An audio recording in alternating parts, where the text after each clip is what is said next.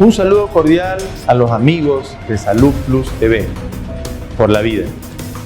Yo estoy contento de que este grupo, esta empresa que es tan significativa en el país, siga abonando el terreno de cambiar la estructura de salud en el país, que nos apoye. Les saluda Javier Bonilla, el caricaturista Bonil.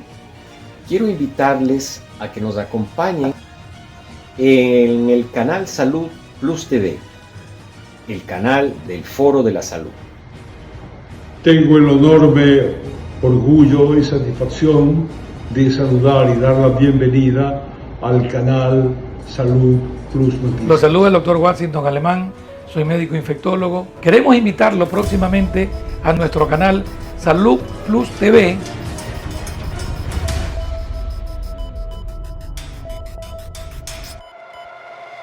Llega al Ecuador LHC, el antigripal chino de origen natural. Su fórmula, que contiene 13 ingredientes naturales milenarios que durante 200 años ha coadyuvado en el tratamiento de epidemias virales y respiratorias en el continente oriental. Es un antigripal que inhibe la réplica viral con cualidades citoprotectoras, analgésicas, antiinflamatorias y antitusígenas expectorantes. LHC, el antigripal chino de origen natural. Adquiérelo en las principales farmacias del país.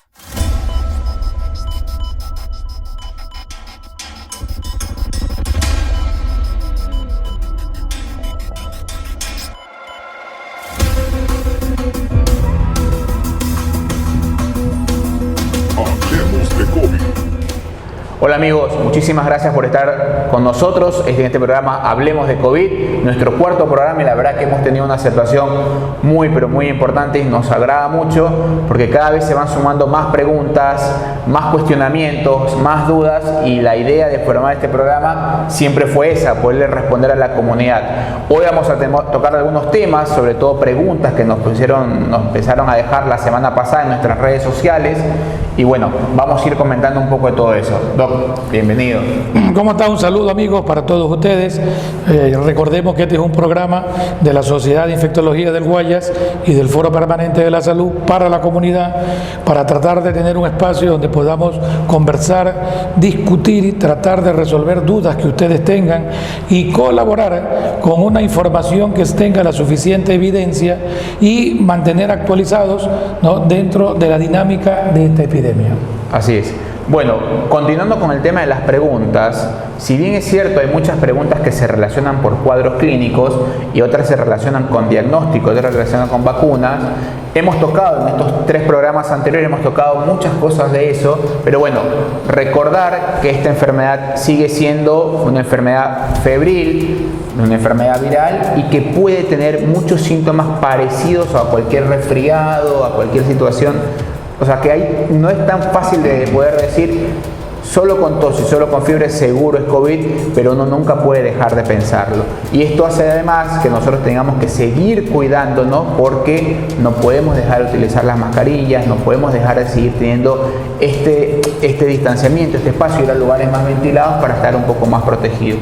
Muchas de las preguntas que aparecieron estaban relacionadas con el tema de la vacuna, de vacunación. Una que se repite muy frecuente y que incluso nos ha hecho llegar la producción, no solo por las redes sociales, sino por las cuentas privadas, es el tema de cuál vacuna es la mejor.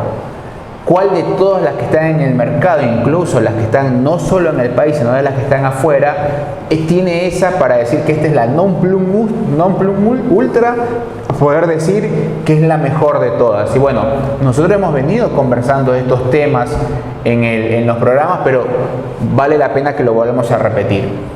Conversemos de esto, porque esto es un tema que la verdad que sigue trayendo mucha confusión y mucha duda. Sí, yo creo que las redes sociales, de las diferentes redes sociales, una de las preguntas que hay siempre es: doctor, ¿dónde podemos vacunarnos con Pfizer? Doctor, ayúdeme a conseguir Pfizer. Y parecería ser que la vacuna que diera la impresión de que la mejor es la Pfizer y que la mala de la película es AstraZeneca, ¿no? Yo creo que esto tenemos que tratar de ser claros, que en este momento, en el mundo entero, donde no existe una comercialización de vacunas, donde las vacunas en este momento están siendo distribuidas por los ministerios de salud de los diferentes países. Probablemente el concepto es que todas las vacunas disponibles y aprobadas en este momento son buenas. Es probable que una u otra, como cualquier otro medicamento, pueda que tenga algún efecto colateral. Hay pacientes que han recibido Pfizer y que no han presentado ningún efecto colateral. Pero también hay pacientes que han recibido Pfizer y han tenido alguno que otro efectos colaterales. Por lo tanto, amigos, en este momento la mejor vacuna es la que podemos aplicarle más rápido a usted, independientemente de la que existan en el país. Pfizer, AstraZeneca, Sinovac, ¿no? Son las vacunas que en este momento el país dispone, y podemos decir que en las tres hay suficiente evidencia de cumplir el objetivo, que el objetivo es tratar de disminuir que la enfermedad progrese a ser más grave, y el segundo objetivo es disminuir la mortalidad. Si una es más eficaz que otra, probablemente el objetivo final, que es el impacto en la mortalidad, creo yo que es lo que deberíamos en este momento transmitirle a la población para que se quede tranquila, que todas estas vacunas son buenas. Existen miles de ciudadanos en otros países que se han aplicado la vacuna y que probablemente en gran parte de estos países, ¿no?, los estudios están revelando su buena eficacia con relación a disminuir la mortalidad. Otra de las cosas que también se decía es que, por ejemplo, y una de las cosas que yo escucho mucho es que Sinovac no es buena porque es china, Sputnik no es buena porque es rusa. Entonces empieza a haber parecería que hubiese una disputa tipo geopolítica en discutir de dónde viene, y la verdad que uno al hacer eso minimiza o desvaloriza para los que son hechas las vacunas, para los que fueron creadas. Y yo creo que el concepto tiene que ser ese, o sea, no hay mejor vacuna de la que me puedo aplicar en este momento. Todos, ya les hemos contado en los programas anteriores que hemos tenido pacientes, cada uno por su lado, no solo en la parte pública, sino en la parte privada, que habiéndose vacunado han presentado la enfermedad y han tenido una presentación súper ligera de la enfermedad, y eso ha llevado, el objetivo es que no se interne en una terapia intensiva y que no se muera a la larga. Entonces, eso es como, tiene que quedar como concepto, o sea, yo voy a estar protegido. Ahora, no solo las vacunas importan, y recordaban lo que hablamos la semana pasada, de que si yo voy sumando muchas cosas, muchas estrategias, por ejemplo, mi buena mascarilla, usar una buena adecuada, evitar estas aglomeraciones, y si voy a un lugar, preferir un lugar donde sean aireados. Recordemos que hablamos con Verónica, que estuvo acá, y estuvimos hablando de los aerosoles, que era un tema súper importante, que empezó a dar ciertas recomendaciones y que, bueno, las tenemos todavía pendiente en traerla. Otro de los temas que también se habló mucho era de la intercambiabilidad de las vacunas. Este tema también lo tocamos la semana pasada, y hay ciertos países en los cuales se están haciendo estudios y que sí están probando la intercambiabilidad de las vacunas. Hasta ahora son las vacunas que son con ARN mensajero y las vacunas de adenovirus vector viral. Entonces, Pfizer, Moderna, AstraZeneca, para ser más específico. Pero no quiere decir que no puedan aparecer otros estudios, porque están apareciendo. Pueden ser que salga algo que sea AstraZeneca, Sputnik, por decir nombres, de que tranquilamente pueden ser, porque terminan siendo la misma plataforma, pero hay que tener cuidado con que la intercambiabilidad es lo que tengo que hacer. La intercambiabilidad es lo que yo ahora tengo que hacer, y vayamos con cautela, con precaución, y la idea es poderles ofrecer esta información actualizada de lo que va apareciendo. Creo que es muy importante el comentario que estás haciendo, porque si bien es cierto, como tú acabas de mencionar, los trabajos que en España sobre todo han hecho, y en Francia, de pacientes vacunados inicialmente con Astra, que les dio el Ministerio de Sanidad la probabilidad de que escoja si su segunda dosis era con Astra o era con RNA mensajero, Pfizer o Moderna. Pero esto todavía no está probado. Hay estudios que están corriendo con el otro tipo de vacunas, con la China, con Sinovac, con adenovirus. Los canadienses también tienen algún trabajo están haciendo. Pero todavía no podemos recomendar porque nos faltan esos resultados. Hay muchas personas que creen que se han vacunado con Sinovac, se han ido a hacer exámenes de anticuerpos neutralizantes y los anticuerpos les salen negativos y probablemente piensen de que la vacuna no sirvió. No. Justamente en esta semana salió un artículo interesante. ¿Por qué razón no debemos de pedir anticuerpos neutralizantes? Lo compartimos en las redes para que los amigos puedan leerlo y justamente nos decía, ¿no?, que probablemente su utilidad para medir la eficacia de la vacuna está muy limitada debido a que existen un sinnúmero, ¿no?, de mecanismos que puedan ofrecer, ¿no?, inmunidad y no necesariamente solamente el dosaje de anticuerpos neutralizantes. Es minimizar o es desvalorizar, como usaba ese término anteriormente, el tema de nuestra capacidad, de nuestro cuerpo en generar inmunidad. Decir que vamos a tener protección contra el virus solo por la titulación de los anticuerpos neutralizantes, la verdad es pensar que nuestro sistema inmune no sirve para nada. Y créanme que nuestro sistema inmune, si nosotros no tuviéramos el sistema inmune, naceríamos y nos moriríamos directamente. El sistema inmune es capaz de protegernos de un montón de cosas para poder llevar a cabo que nosotros podamos vivir, respirar. O sea, por eso minimizar a que esto se traduzca solo en la titulación es un error muy importante y también parte de la comunidad médica, porque para nuestros colegas no es necesario estar dosando anticuerpos neutralizantes, no lo pidan habitualmente porque no tiene una utilidad, no hay un punto de corte establecido que pueda decir este está más protegido que no. Y una pregunta relacionada con eso también es el tema de que la gente pregunta, que a mí me ha pasado, que esta pregunta también estuvo en los comentarios por si acaso, y también nosotros antes de empezar el programa vamos conversando sobre qué preguntas podemos tener que nos van apareciendo no solo en las redes sino también de forma personal o en las consultas. Y una de las preguntas interesantes que apareciera, yo tengo el esquema completo de esta vacuna, por ejemplo AstraZeneca, Sinovac, esquema completo que son 2 dosis, pero yo me di 12 anticuerpos, no tengo y me quiero poner otra vacuna.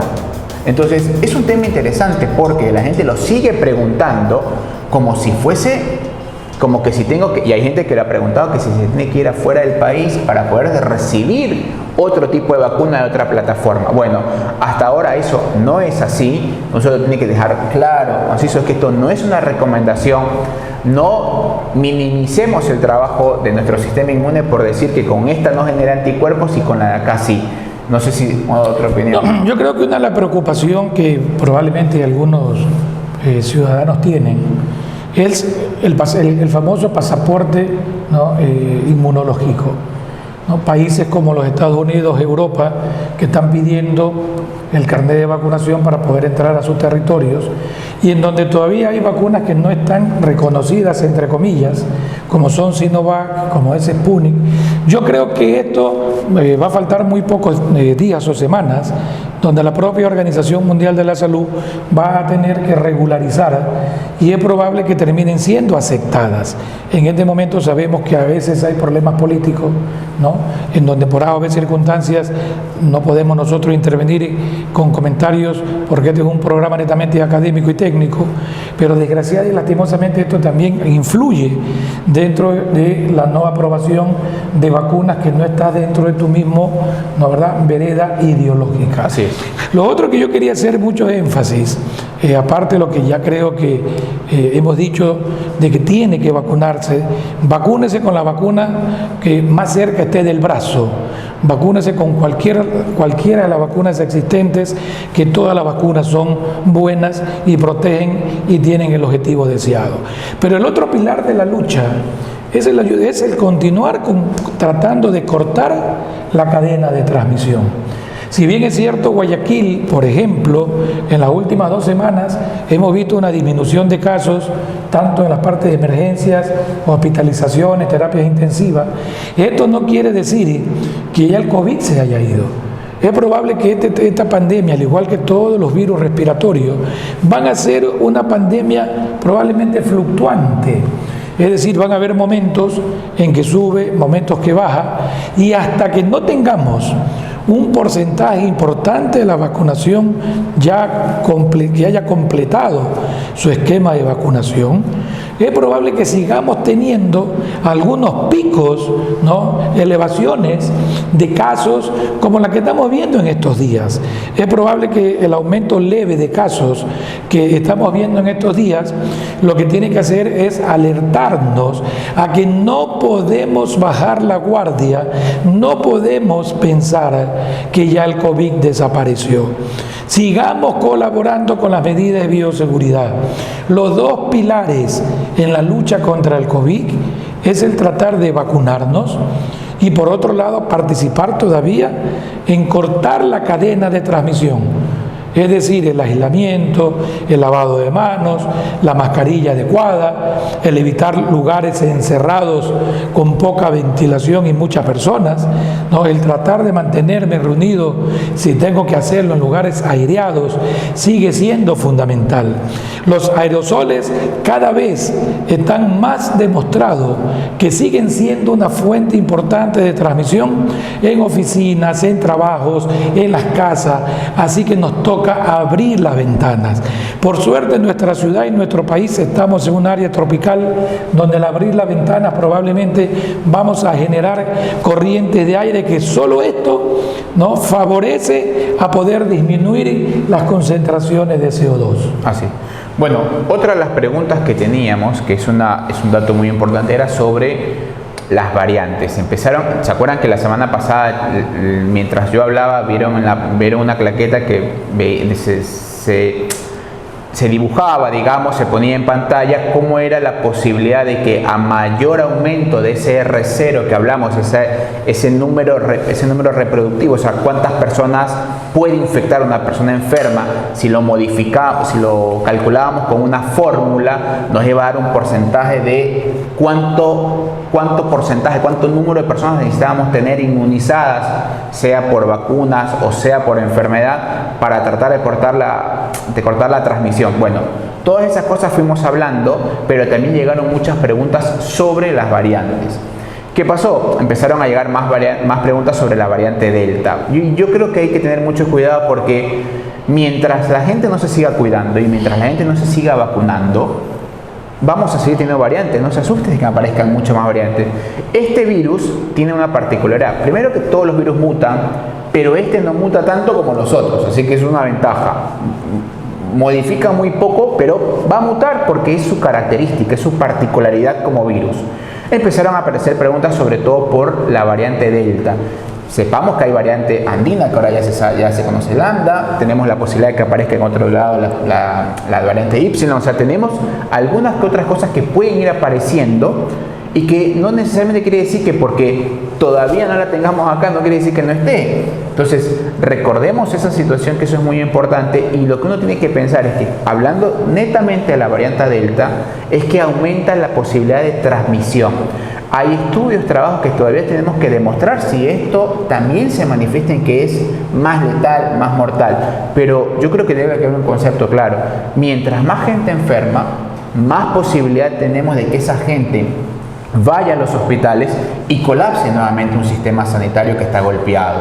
Entonces, eso es un concepto importante. Si yo no me cuido y me puedo enfermar, claro, pues no es lo mismo que se enfermen 10 personas a que se enfermen 1000 personas, 600 personas. Entonces, cualquier sistema de salud va a colapsar, y es lo que ustedes vieron al inicio de la pandemia, no solo en España, también en Italia, también lo vieron, o sea, en Francia también lo vieron, que los lugares colapsaron. Entonces, yo creo que el concepto debe ser, ¿me debo preocupar por la variante? Sí, yo creo que ninguno de nosotros no nos preocuparíamos por la variante, pero si yo me cuido, voy a vacunarme, disminuyo posibilidades, y con eso voy a evitar, por lo menos, de que no haya tanta gente enferma en los centros de atención.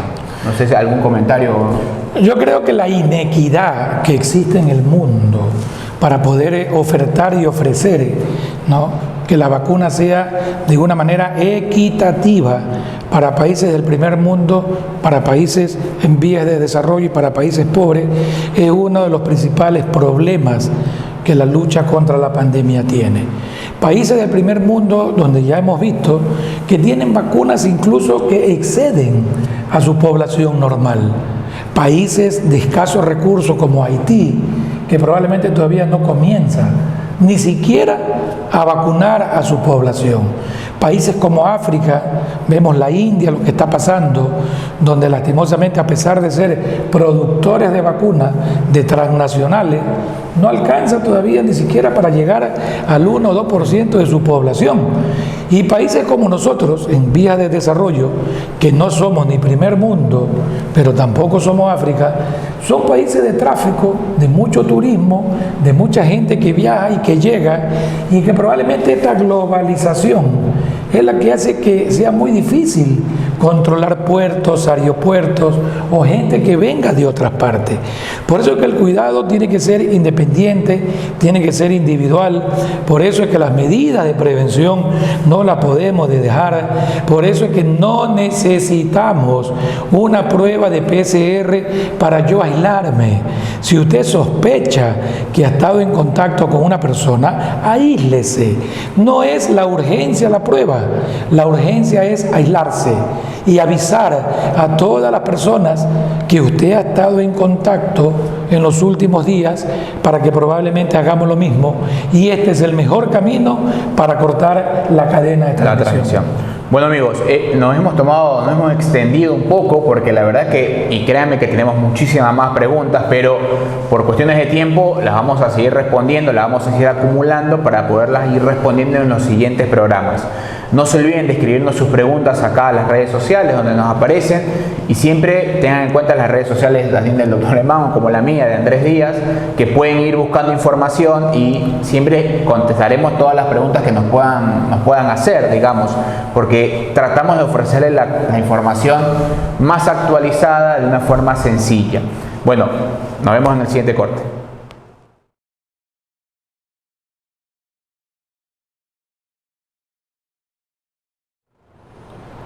Estamos de vuelta en Hablemos de COVID. Bueno, ahora vamos a hablar en el segmento de actualidad sobre un par de artículos, un par de revisiones que han salido, porque era una de las propuestas, siempre proyectarles cosas actuales y cosas que nos parecen que están bien hechas, que se hicieron bien, que fueron revisadas de una forma científica adecuada para poder tener un sustento en el cual decir esto se recomienda.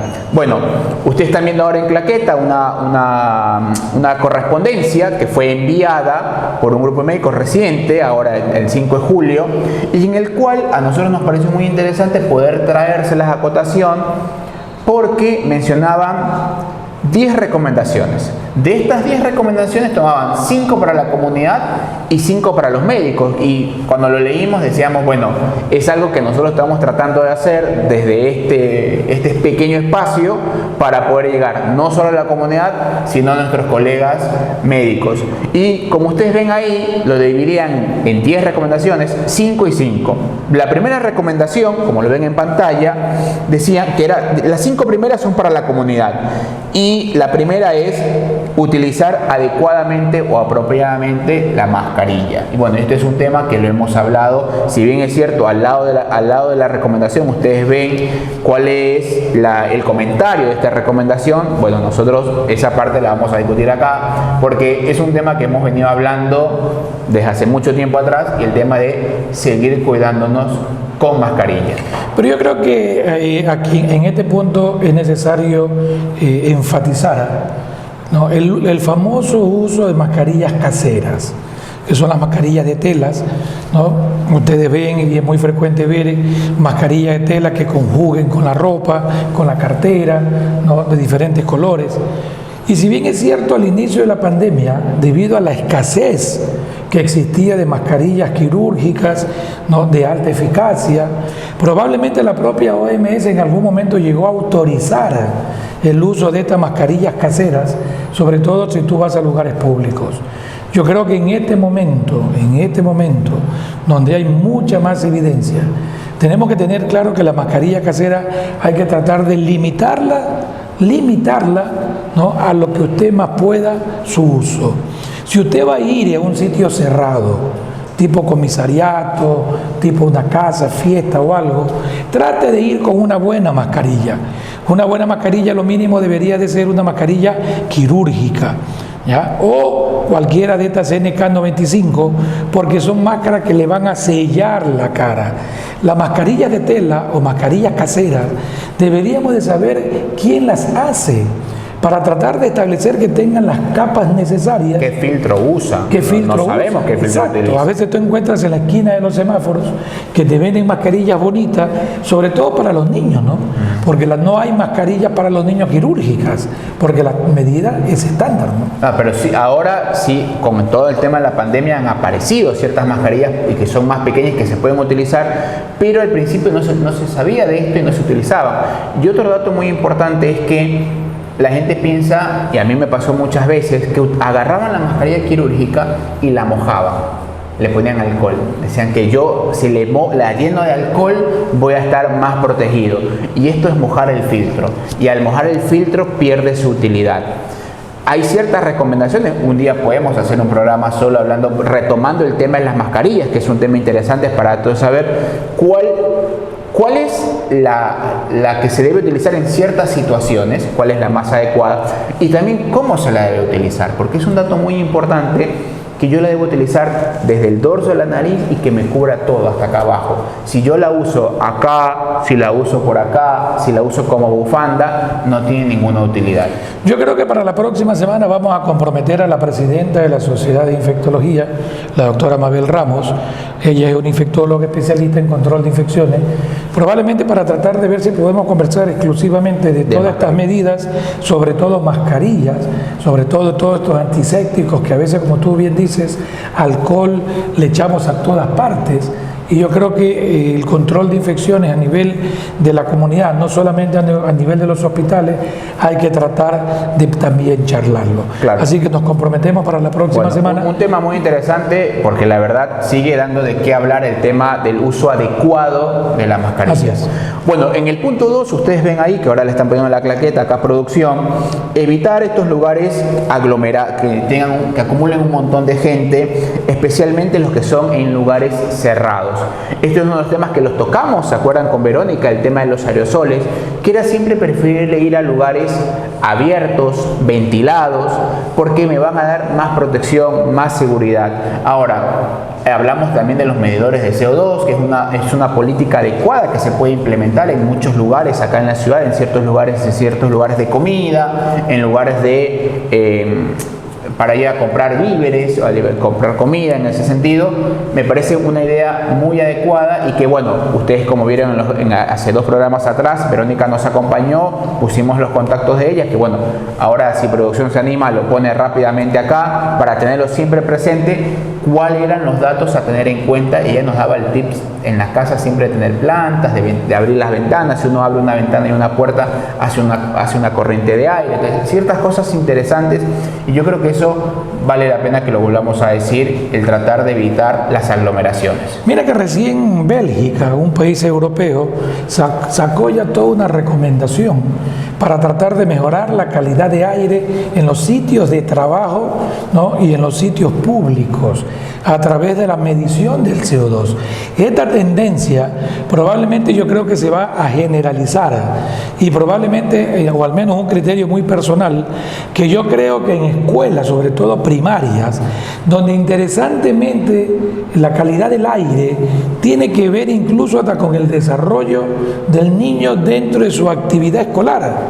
Es decir, no solamente deberíamos de ver la calidad del aire, en este caso como un método para disminuir, en este caso, enfermedades infecciosas, sino que deberíamos tenerlo en cuenta porque forma parte también de la producción de lo que el niño, ¿no verdad?, puede estar en un mejor ambiente cuando está en un sitio con un aire saludable. Con mayor cantidad de oxígeno, mayor presión de oxígeno. Es un tema interesante para tener en cuenta. Yo creo que a Verónica la tenemos que volver a invitar porque es un tema de que podemos seguir hablando el tema de la calidad de aire. Es interesante ver cómo en otras partes del mundo, con el tema de la globalización, nosotros nos podemos enterar de todas estas cosas, pero nos damos cuenta que salud, lo que es control de infecciones, salud, o para tratar de llevar todo lo que sea relacionado con una buena salud, higiene, todo, está relacionado a la medicina, digamos, en la tecnología, la ciencia. Bueno, la idea es poder ofrecerles algo de eso acá en el programa. Yo creo que la conclusión es: abra las ventanas trate de airear su casa, su lugar de trabajo, ¿no? Su oficina, el sitio de la escuela. Exija que si los niños van a la escuela, exija, converse con las autoridades de la unidad educativa, ¿no? Averigüe cómo está la ventilación. Probablemente en este momento es uno de los pilares en la lucha para disminuir la transmisión del COVID. Bueno, como otro punto, como tercero, como pueden ver ahí en la claqueta, es si debe testearse una persona que tiene síntomas. Y lo más importante, como lo mencionaba justamente antes de tocar este artículo, es si tengo síntomas tengo que aislarme. O sea, no puedo ir jugando a decir, sí, yo tengo algo de síntomas, puede ser, pero no puede ser, y comparto y salgo todo el fin de semana. O la otra es, yo fui contacto de una persona, tuve contacto estrecho. Recordemos, podemos recordarles el concepto de lo que era contacto estrecho a la audiencia, que estuvimos conversando, no, yo soy contacto estrecho, pero no, la verdad es que estuve 2 minutos, no pasa nada, o tuve un ratito y no nos damos cuenta. Yo creo que ese es un tema. Creo que estamos, no es por decir que estamos haciendo bien el programa, pero creo que estamos en sintonía con lo que va apareciendo en el resto del mundo, y por eso se lo estamos trayendo, digamos. Es algo que no solo nos sirve a nosotros, sino que le sirve a la comunidad. Y para complementar lo que tú estás diciendo, si bien es cierto, es importante los exámenes, más importante es la toma de decisión, que usted se aísle si es que ha estado en contacto con un paciente con diagnóstico de COVID. Eso es lo que se conoce como percepción de riesgo. Yo no necesito tener una prueba de PCR o cualquier prueba que me diagnostique COVID para yo recién ahí aislarme. Probablemente usted está con contacto hoy y la prueba se la hace después de 2 días. Y durante esos 2 días usted cree que puede seguir yendo a trabajar, puede seguir visitando a la familia, y eso es lo que no hay que hacer. Usted tiene que aislarse desde el momento en que usted le informen que alguien positivo para COVID ha estado en contacto con usted. Y aún teniendo examen negativo de PCR, si usted reúne los criterios de contacto, si usted ha estado más de 15 minutos con una persona contagiada, sin ninguna mascarilla, ¿no? Intercambiando, conversando, usted tiene un alto riesgo de estar infectado.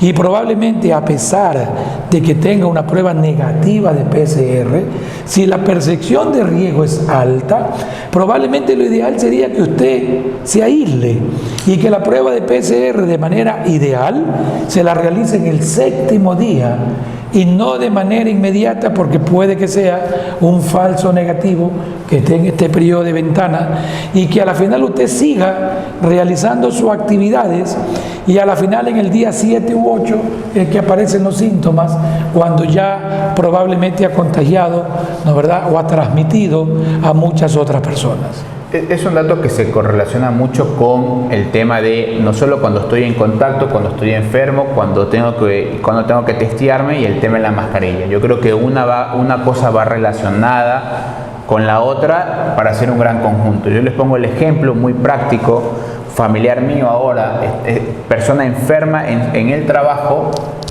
cayeron alrededor de entre 5 a 6 personas, pero mi familiar no. ¿Por qué? Porque durante todo el tiempo que estuvo con mascarilla colocada no se la sacó hasta que se fue al vehículo. Entonces, y yo le hacía todas las preguntas, y la verdad es que les quemo la cabeza a mi familia con todo esto de la bioseguridad.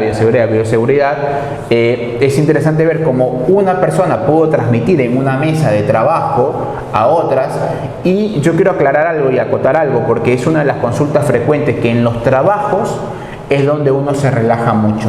Porque es donde yo voy al lugar a comer, me saco la mascarilla, te veo todos los días, no te veo nada extraño porque no te veo enfermo, me saco la mascarilla y puedo hablar 2 minutos contigo porque no soporto la mascarilla. Imagínense, si ustedes no soportan la mascarilla, ¿cómo tenemos que hacer nosotros, que nos ponemos la mascarilla de las 6 de la mañana hasta que terminamos la jornada, digamos? Entonces es un tema súper importantísimo. Por eso el tema del adecuado uso de la mascarilla, el cuidado. Vean ustedes, yo les cuento el caso puntual de ahora, de esta semana. Le tuve que hacer las pruebas porque fue contacto estrecho y todo, usó la mascarilla y todo, pero había la duda porque muchas personas, o sea, fue importante, era un lugar de trabajo cerrado. Entonces, Si ustedes pueden tener hay un trabajo, una reunión de trabajo en un lugar, traten de ventilar, traten de abrir las ventanas, traten de utilizar la mascarilla todo el tiempo, traten de cuidarse, porque si ustedes se cuidan, ustedes van a cuidar al resto de personas en su casa. Yo, para agregarle a lo que tú estás diciendo, hay unas recomendaciones del CDC para los Estados Unidos, en donde debido ya a las cifras epidemiológicas que los Estados Unidos maneja, ya el CDC recomendó que en muchos estados de los Estados Unidos ya tú no uses mascarillas en lugares abiertos, o que te comiences a reunir con grupos de vacunados y ya no hay necesidad de usar mascarilla. Estas recomendaciones no son para países como el nuestro. Estas recomendaciones están dirigidas para países como los Estados Unidos, para los estados que probablemente han llegado al 40, 50 o 60% de vacunación de su población, en donde probablemente ya muchos de ellos ya están teniendo una inmunidad de rebaño. Nosotros todavía no llegamos todavía ni al 10% de una población vacunada. Por lo tanto, muchísimo menos. No, población vacunada, población general, no llegamos ni al 5%. Por lo tanto, nosotros todavía tenemos que cuidarnos, tanto en sitios abiertos como en sitios cerrados. Hay que seguir cuidándose. Bueno, por el tema también del tiempo, porque acá créanme que producción nos hace seña cada rato. Decimos, bueno, cuando estás enfermo, ven el punto 4, tienes que ir a buscar ayuda médica si te falta el aire, si tienes esta sensación de falta de aire importantísima, o tu saturación de oxígeno es menor a 92. Recuerdan que en algunos programas hemos hablado de que el aparatito en el dedo fue una ayuda, porque mucha gente lo tiene ahora en su casa. Hay mucha gente que especuló, está mal esta situación, pero ahora la ventaja es que muchas personas tienen ese aparato en casa y ya saben qué hacer. Consejo, no tengan, las mujeres no tengan las uñas pintadas, recuerden que eso es un rayo de luz que pasa por el dedo y que da algo estimado para nosotros poder tener una idea, y que nosotros podemos hacer ciertas maniobras para ver si esa saturación, esa cantidad, ese número que marca ese aparato es real o no es real. Eso es la verdad. Pero sí, si una persona empieza a tener mayor necesidad, mayor cantidad de falta de aire, algunas veces yo les pongo un ejemplo sencillo. Yo puedo decir, antes me paraba de mi cama y para ir al baño caminaba tranquilo, pero si ahora yo me paro de la cama o me siento al borde de la cama y ya me genera cansancio extremo, o sea, nosotros eso decimos que el paciente está disneico, pero me genera este cansancio extremo que me agoto fácilmente, es una situación muy importante en la cual debo sí o sí consultar. Mira que esto es muy interesante, porque desde el punto de vista práctico existe algo que se denomina el test de los 6 minutos o de la caminada, ¿no? Es un test que lo practicamos los médicos cuando no tenemos acceso a toda la tecnología de poder hacer un examen de gasometría.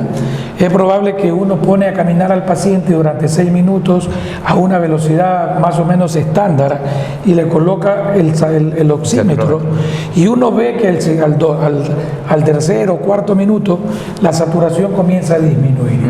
Para nosotros los médicos, ese test de la caminata probablemente es de altísimo valor, porque la interpretación que hacemos es que parte de su pulmón está inflamado, y es probable que ese paciente que en reposo puede que esté saturando normal, puede que esté saturando 93, 92, pero que en el test de la caminata de los 6 minutos puede que disminuya 89 a 88. Hasta menos. Quiere decir que ese paciente probablemente tiene un trastorno de difusión a nivel de su pulmón y es probable que requiera de oxigenoterapia, ¿no? Y ese es el que se va a complicar. Ese es el paciente que va a requerir internación, y ese es el que hay que prestarle mucha atención. Por eso son esos datos. Cuando su médico le dice tienes que internarte, háganle caso, porque es un tema muy importante. Para seguir con el tema ustedes van a ver ahí en la claqueta, el número 5 dice, bueno, vacunarse lo antes posible con la vacuna, la que ha sido elegida. Volvemos al mismo concepto, la mejor vacuna es la que me puedo aplicar en este momento. O sea, si yo tengo en este momento, voy a vacunarme al centro que me toque y me dicen tengo Sinovac, me aplico Sinovac, tengo AstraZeneca, me aplico AstraZeneca. Hay ciertas condiciones particulares que la tienen que evaluar con su médico particular, en el cuanto puede ser un especialista en enfermedades infecciosas, un neumólogo, un clínico, un intensivista, en el cual les va a decir si es que este paciente tiene prioridad por otra situación, pero esos son las excepciones, o sea, son los casos menores, son casos muy, muy puntuales. Uno tiene que entender que la mejor vacuna es la que me aplico. Esos son, bueno, esto hemos visto los 5 puntos. Y ahora un tema interesante que es para nosotros, para nuestros colegas, el tema de las otras 5 recomendaciones que aparecen ahí, que ahora se las va a poner producción, en el sentido de para nuestros colegas, nuestros amigos médicos. Punto 6. No prescribas tratamientos, terapias inefectivas o no probadas. Esto es muy interesante, lo hemos venido hablando desde que empezamos la pandemia, lo hemos venido hablando, pero lo hemos venido acotando en todos los programas. Uno tiene que guiarse por lo que está documentado, por lo que está escrito. Por favor, evitemos el mal uso de productos como ivermectina, colchicina, acitromicina o si no, otros antibióticos también que están usando. En estos 5 puntos no están aplicados el tema de los antibióticos, pero es un tema que yo le agregaría porque nos sigue llegando de manera reiterada, nos sigue llegando a la consulta, o si no, como otras preguntas en otros lados, el uso de antibiótico-terapia en etapas iniciales o avanzadas por pensar que voy a tener un rédito importante en esta enfermedad. Antes de seguir, el tema importantísimo, acitromicina, se la usó el presidente en ese momento del país más importante del mundo dijo que era lo que servía y era lo que se tenía que usar, y se terminó acitromicina en el mercado del mundo, en las ciudades acá, acitromicina, hidroxicloroquina. Los pacientes, los que tenían enfermedades reumatológicas, sufrían por conseguir hidroxicloroquina o cloroquina, se vendía de una manera como yo consigo, o sea, bueno, nada de eso sirve, nada de eso se documentó, así que por eso volvemos el ego. Ustedes pueden ver ahí en el costado decir lo que no se debe utilizar. Yo creo que complementémoslo con la publicación también que el día de ayer publicó la Organización Mundial de la Salud dentro de la actualización de las guías terapéuticas. Es importante lo que tú estás diciendo, Andrés, porque todavía seguimos recibiendo pacientes, ya sea porque se están automedicando, medicamentos como corticoides, prednisona, inyecciones de dexametasona o de cualquier otro tipo. Hay medicamentos descongestionantes que vienen combinados con corticoides y probablemente son de venta libre. Y es probable que el farmacéutico, de una manera equivocada, cuando va usted a preguntarle al farmacéutico, deme algo porque estoy congestionado, es probable que de manera, a la final, por desconocimiento, puede que le dé un descongestionante. Pero este medicamento está combinado con corticoides, con prednisona o con cualquier otro corticoide. Y ese es el problema que tenemos que tratar de evitarlo.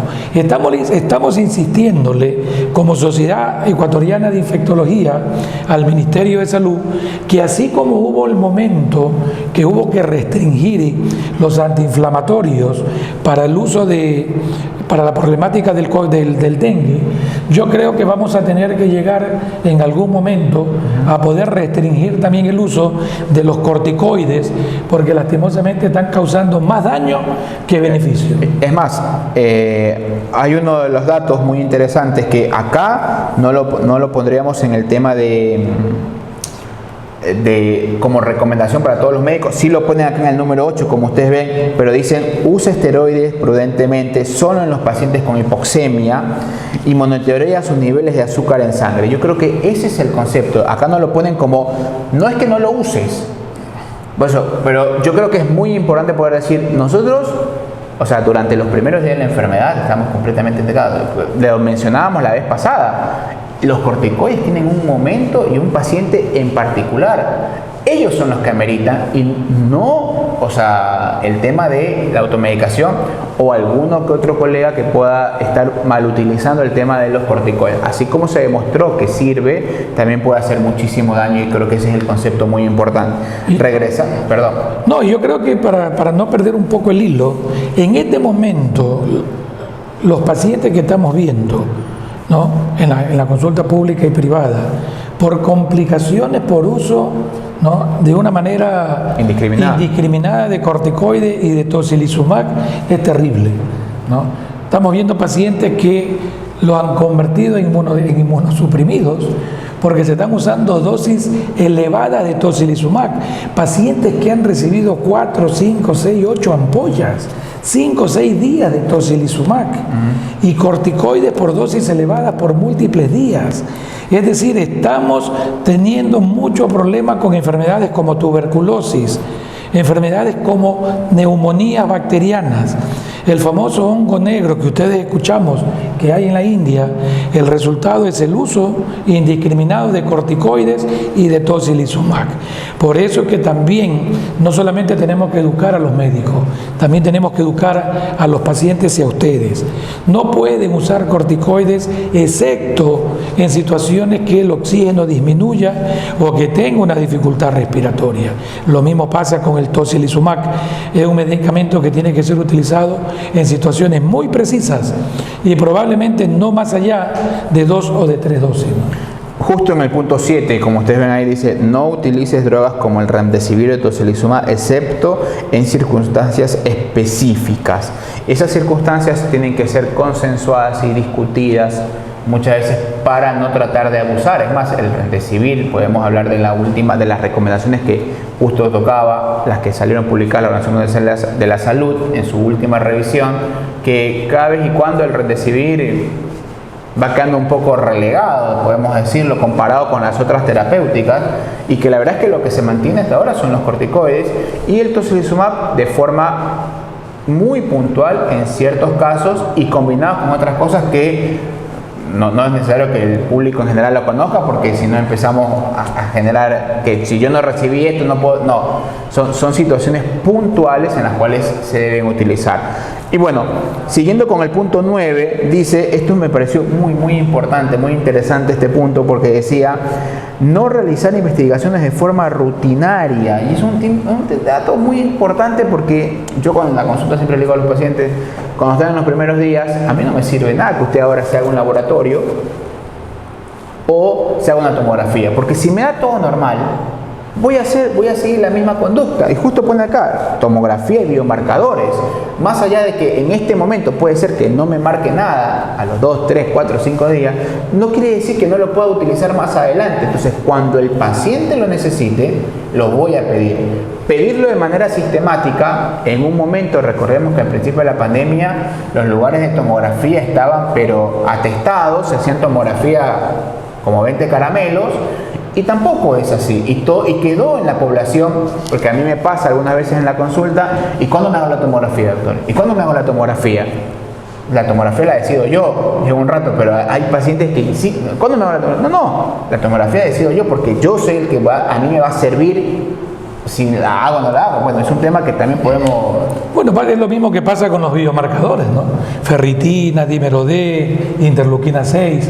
Son marcadores que probablemente históricamente no se pedían nunca, o probablemente se lo pedía de manera muy puntual. Ciertos especialistas. ¿No? Ciertos especialistas.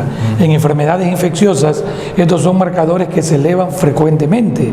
No se lo han pedido o no se lo piden rutinariamente. El dengue es una enfermedad que probablemente eleva el dímero D, lo va a elevar, ¿verdad? Y probablemente no quiere decir que yo tenga que anticoagularlo, porque se lo llego a anticoagular. Me acuerdo que discutíamos esto en algún momento, porque el año pasado, creo que de marzo, abril, no me acuerdo, empezamos a tener casos de dengue, COVID, y decíamos, pero le pidieron dímero D y tenía un laboratorio, un NS1 positivo, y decíamos, nunca en la vida alguien le pidió un dímero D a un dengue, y ahora se llena el dengue de dímero D, de LDH, ferritina, y bueno, en este momento ahora nos podemos reír de esas situaciones, porque créanme que para nosotros era de discutir todos los casos. Por lo tanto, los laboratorios, los exámenes, uno tiene que correlacionarlo con el cuadro clínico del paciente. Los médicos normalmente no vemos exámenes. exámenes. Los médicos vemos pacientes. Los exámenes nos ayudan a orientar los cuadros clínicos que los pacientes tienen, pero no debería de servirnos, ¿no verdad?, el pedir exámenes y pensar que por exámenes yo voy a hacer diagnóstico.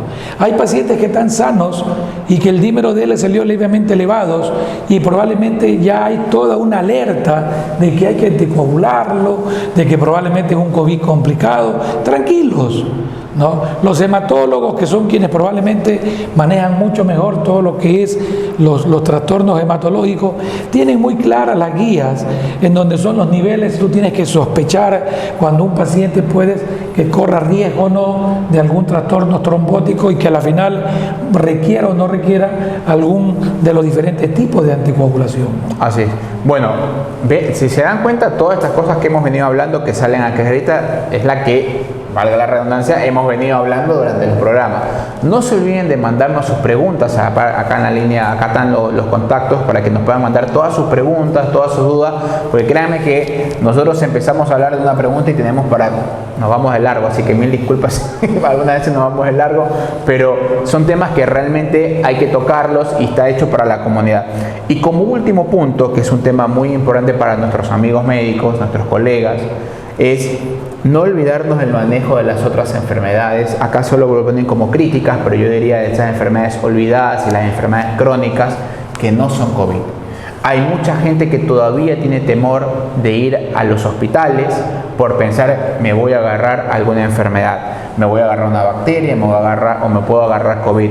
O algunos no van a su consulta con sus médicos habituales, como el hipertenso, como el diabético, como los que tienen enfermedades autoinmunes, los que tienen alguna enfermedad reumatológica, los que están viendo y sepan, por ejemplo, un lupus eritematoso sistémico, una artritis reumatoidea. Entonces, son pacientes que necesitan un seguimiento y de ellos no nos podemos olvidar. No todo es COVID, no todo es COVID. Yo creo que eso es muy importante también decirlo a nuestros amigos médicos, a la comunidad médica, para no poder olvidarnos. Si bien es cierto, tenemos un montón de otras enfermedades. Por ejemplo, un dato a tener en cuenta, por el uso y sobreabuso de los corticoides, estamos teniendo cada vez y cuando muchos más casos, pequeños casitos de cosas de tuberculosis. Entonces es un tema siempre a tener en cuenta, no olvidarnos de las otras enfermedades, porque lamentablemente si nosotros nos olvidamos de esas enfermedades, van a ser mal diagnosticadas, van a ser maltratadas y lamentablemente el que la va a padecer y la va a pasar muy mal es el paciente.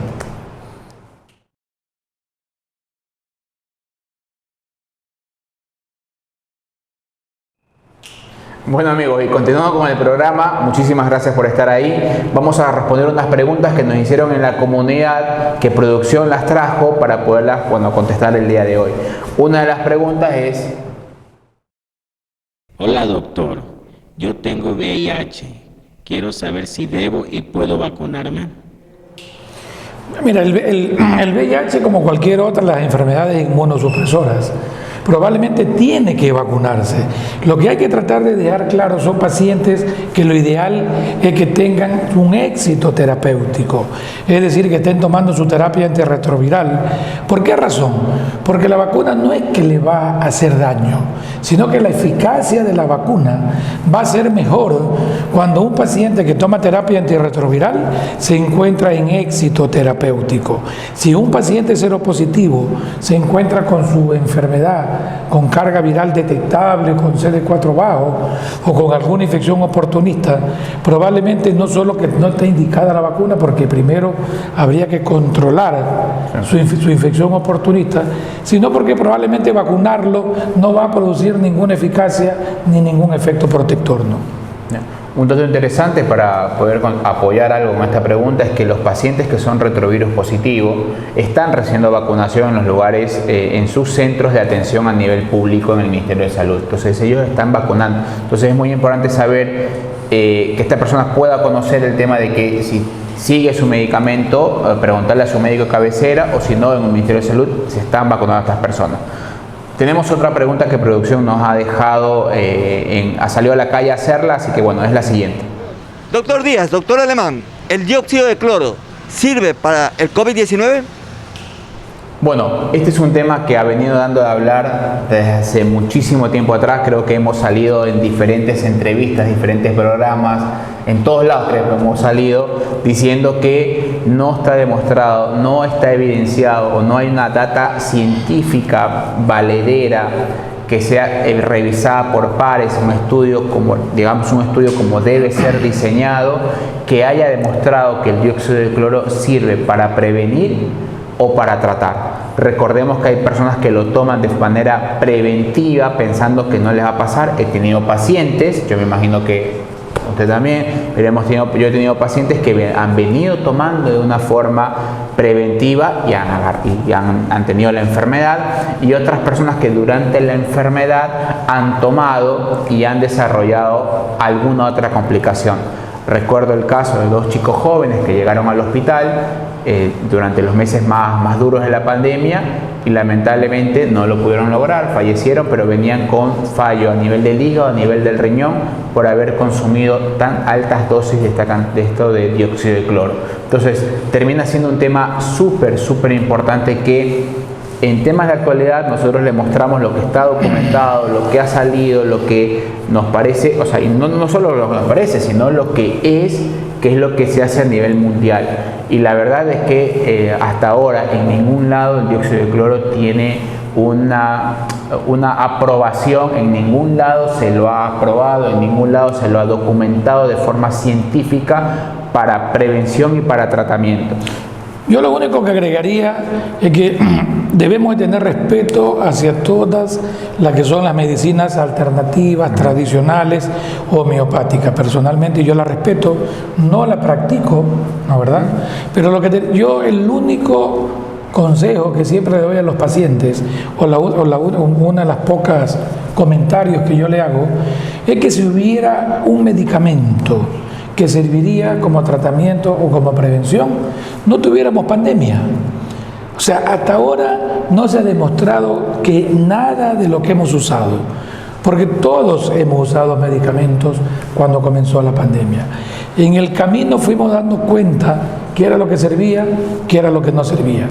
Y en este momento lo que está demostrado es que lastimosamente nada de lo que hemos usado sirve. Probablemente hay muy pocas cosas que se han demostrado que tienen valor. Y una de esas probablemente son los corticoides. Así que recomendar a la gente que si lo está utilizando trate de seguir nuestros consejos. Digamos, hasta ahora no hay ninguna documentación sólida recomendada y ya han pasado más de un año de pandemia, así que no creo que aparezca.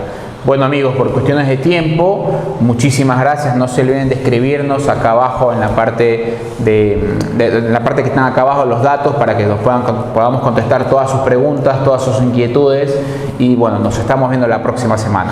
No nos olviden que este es un programa de la Sociedad de Infectología del Guayas y del Foro Permanente de la Salud para poder estar siempre con ustedes. Buenas noches.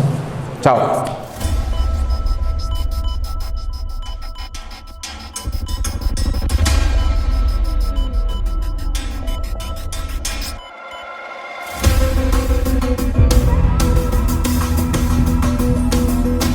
Hablemos de COVID.